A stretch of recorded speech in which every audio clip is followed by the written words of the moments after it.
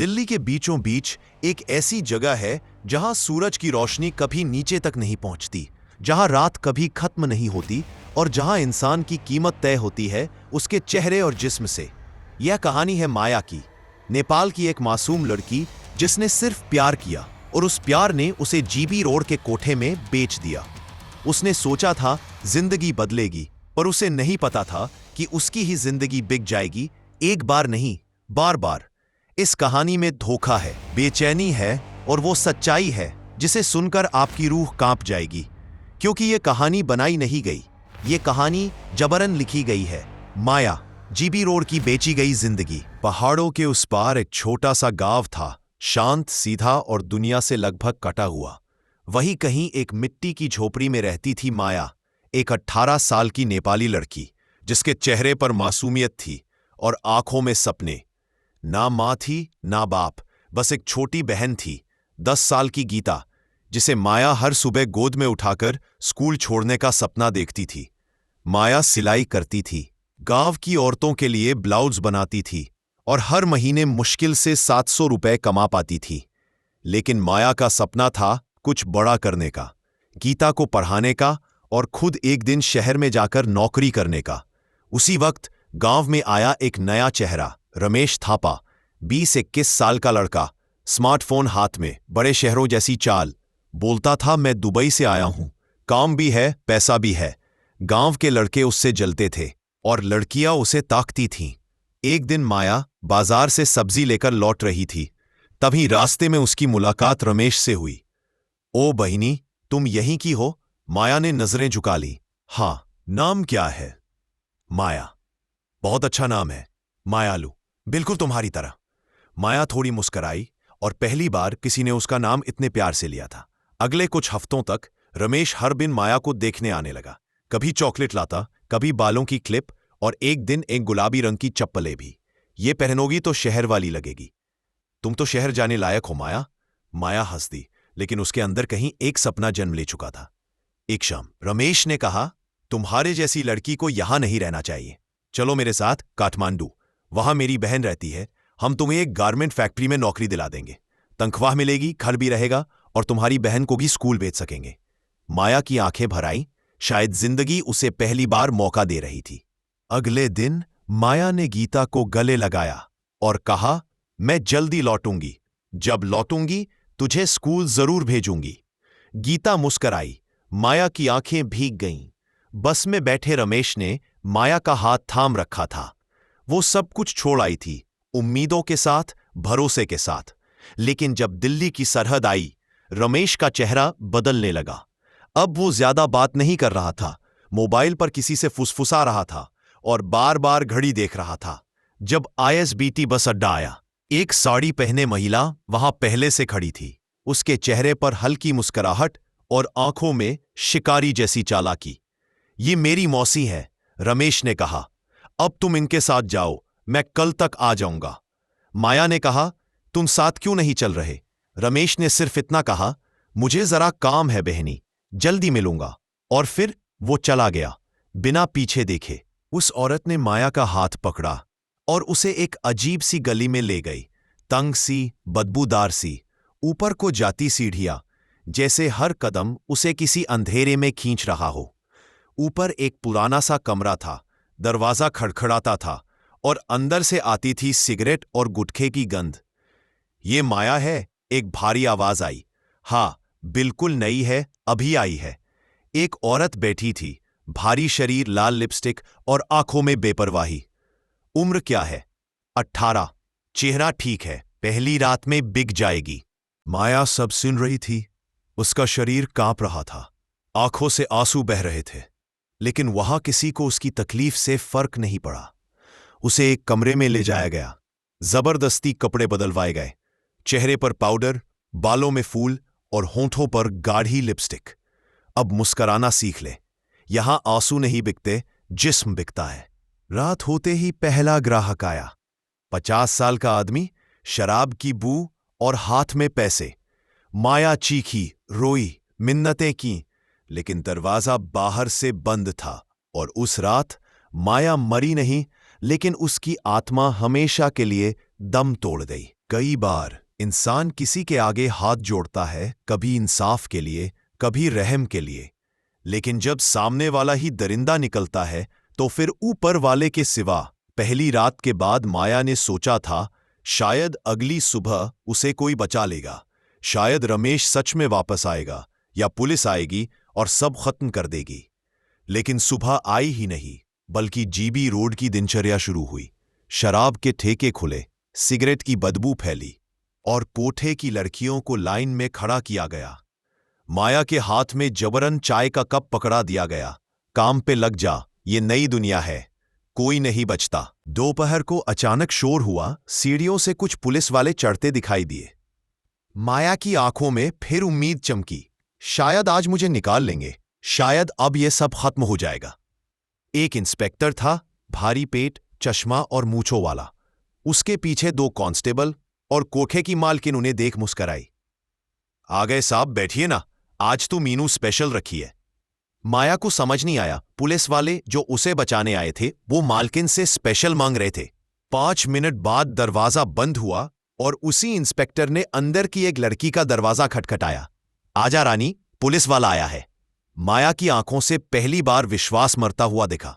शाम को कोठे की मालकिन ने सब लड़कियों को बैठाया और बोली, सुन लो, हर हफ्ते 10,000 ऊपर जाएगा पुलिस को। अगर कोई मुंह खोलेगी तो या तो गायब हो जाएगी या अस्पताल पहुंचा दी जाएगी। माया ने कहा, यह सब गलत है, कोई तो होगा जो रोक सके, कोई एनजीओ, कोई कोर्ट। मालकिन हंसी, जोर से हंसी। कोर्ट में केस डालो, 5 साल लगेंगे, तब तक तेरा क्या बचेगा, जिस्म या दिमाग। तीसरे दिन माया को आखिर एक कागज का टुकड़ा मिला, एक दलाल की जेब से गिरा हुआ। उसमें रमेश का नाम और बैंक ट्रांसफर डिटेल्स थीं। Rings 45,000, advance for Maya, delivered at gate number 5 GB road. Maya ने कांपते हाथों से वो पर्ची उठाई। रमेश का नाम लिखा था, उसी इंसान का जिससे वो मोहब्बत करती थी। उसने जिस्म बेचा नहीं था, बेचा गया था 45,000 में।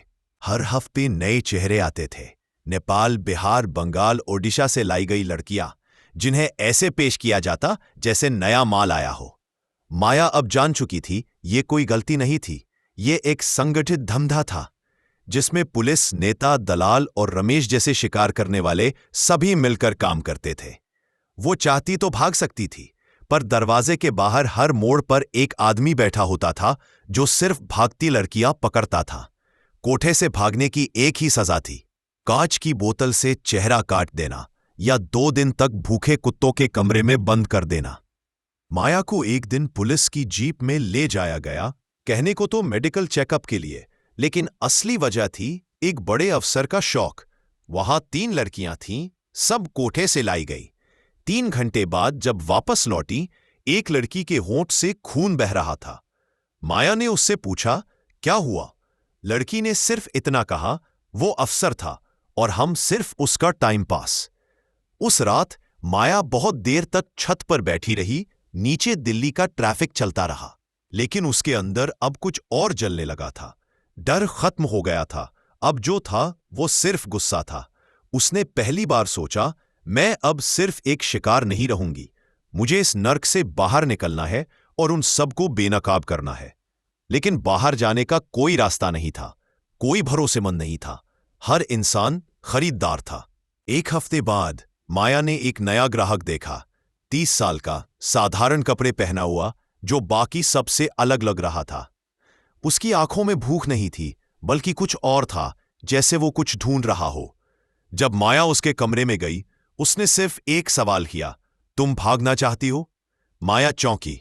वो आदमी बोला, मैं पत्रकार हूं, स्टिंग कर रहा हूं, सबूत जुटा रहा हूं। माया की सांसें थम गईं। माया अब शिकार नहीं थी, अब वो इस पूरे सिस्टम को निगलने के लिए तैयार हो रही थी। और जो खेल वो खेलने जा रही थी, उसमें उसकी जान भी जा सकती थी।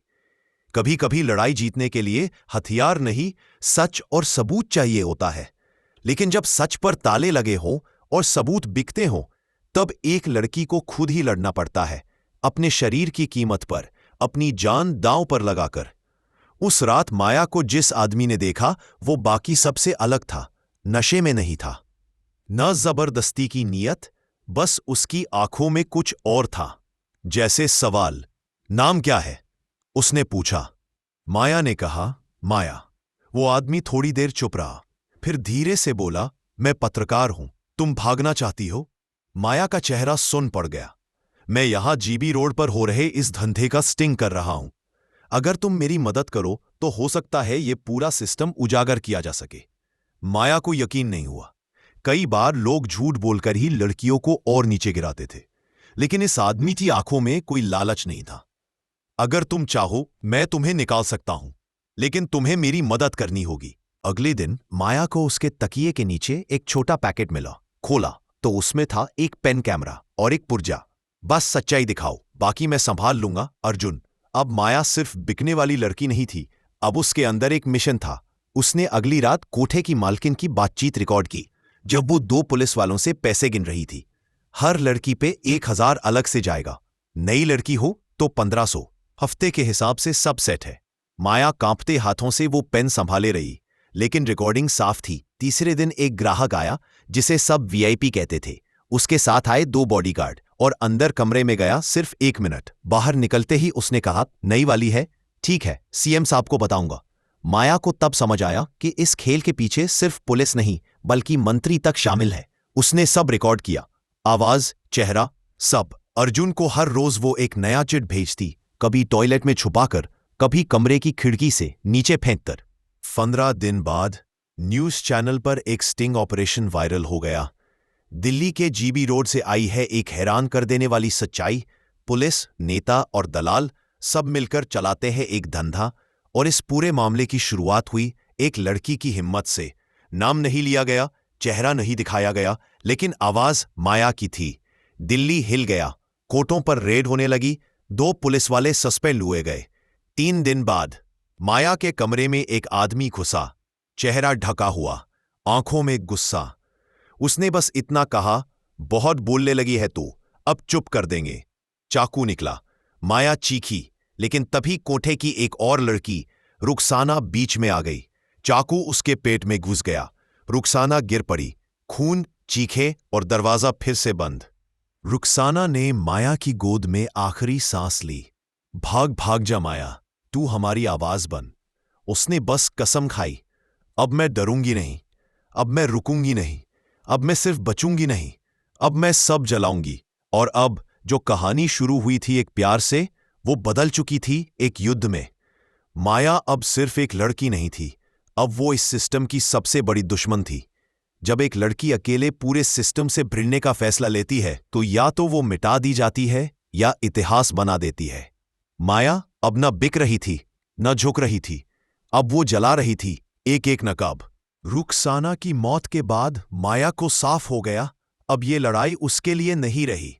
अब वो उन सबके लिए लड़ रही थी जो बोल नहीं पाए, जो जिंदा होते हुए भी हर रात मारी जाती रही। माया ने फैसला किया, अब उसे जीबी रोड छोड़ना है, लेकिन छुपकर नहीं, लड़कर।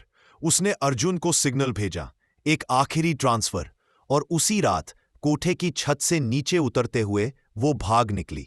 2 दिन तक माया एक एनजीओ शेल्टर में छुपी रही। तीसरे दिन अर्जुन ने उसका इंटरव्यू रिकॉर्ड किया। चेहरा ढंका, लेकिन आवाज वही थी जिसने पूरे सिस्टम को हिलाया था। मुझे बेचा गया, पुलिस वालों ने मुझे हर हफ्ते बेचा, नेताओं ने मुझे गेस्ट बनाकर इस्तेमाल किया, अब मैं चुप नहीं रहूंगी। माया उस रात भारत के हर बड़े न्यूज चैनल पर सिर्फ एक नाम गूंजा, माया। अर्जुन और एनजीओ मिलकर कोर्ट पहुंचे। माया की तरफ से एफआईआर दर्ज हुई, एक मंत्री के खिलाफ यौन शोषण का आरोप, दिल्ली पुलिस के 4 अफसरों पर मानव तस्करी में शामिल होने का केस, जीबी रोड के 3 कोठों पर बाल यौन शोषण, दलाली और तस्करी के सबूत। लेकिन जैसे ही एफआईआर दर्ज हुई, माया के पास पहला फोन आया, तू वापस जा, नहीं तो तेरी बहन को उठवा लेंगे। अगले दिन एनजीओ ऑफिस के बाहर मोटरसाइकिल पर सवार 2 नकाबपोश लोग गोली चला गए। एक वकील घायल हुआ। अर्जुन को एक ईमेल आया, अब बंद कर दे ये तमाशा, नहीं तो शव उठाने पड़ेंगे। लेकिन अर्जुन और माया रुके नहीं। अब उन्होंने वीडियो रिकॉर्डिंग, बैंक ट्रांजैक्शन की पूरी फाइल सीबीआई को सौंप दी। सोशल मीडिया पर #Justice for Maya ट्रेंड करने लगा। लाखों लोग माया को समर्थन देने लगे। कोर्ट ने मामले को फास्ट ट्रैक कोर्ट में भेजा। सीबीआई जांच शुरू हुई। कोठों पर एक के बाद एक रेड पड़ी। दिल्ली पुलिस के अफसर सस्पेंड हुए। राजनीतिक पार्टी को सफाई देनी पड़ी। माया की आवाज अब किसी कोठे से नहीं बल्कि कानून की सबसे ऊंची दीवार से गूंज रही थी। कोर्ट में एक मंत्री का वकील बोला, "ये लड़की झूठ बोल रही है, इसका कोई सबूत नहीं।"